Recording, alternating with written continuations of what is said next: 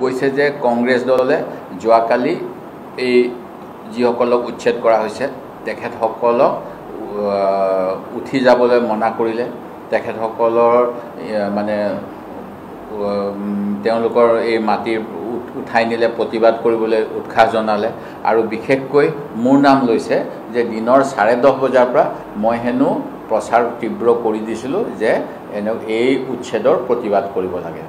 এই কথাবিলাক মুখ্যমন্ত্ৰী ডাঙৰীয়াই কিহৰ ভিত্তিত ক'লে মই নাজানো।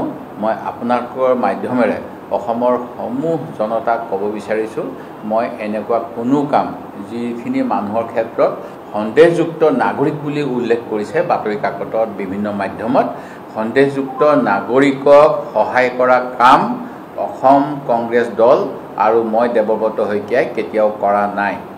এইটো এটা মোৰ প্ৰথম কথা। দ্বিতীয় কথা, মুখ্যমন্ত্ৰী মহোদয়ে যিটো কথা ক'লে যে আমি উৎসাহ জনাইছোঁ 10:30 বজাৰ পৰা, এই কথা একেবাৰে অসত্য।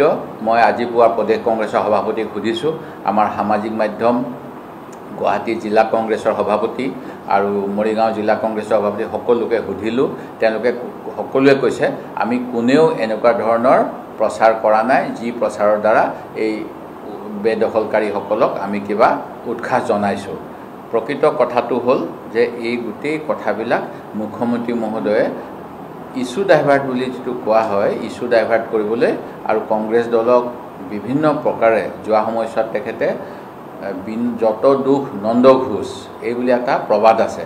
এই প্ৰবাদ অনুসৰি উজনি অসমত তেখেতসকলে যিহেতু মুখ ঠেকেচা খালে যোৱা লোকসভা নিৰ্বাচনত, তাৰ পিছৰ পৰা কংগ্ৰেছ দলক চক্ৰান্ত কৰি অসম বিৰোধী সাজিবলৈ যত্ন কৰি আছে, তাৰে এটা অংশ।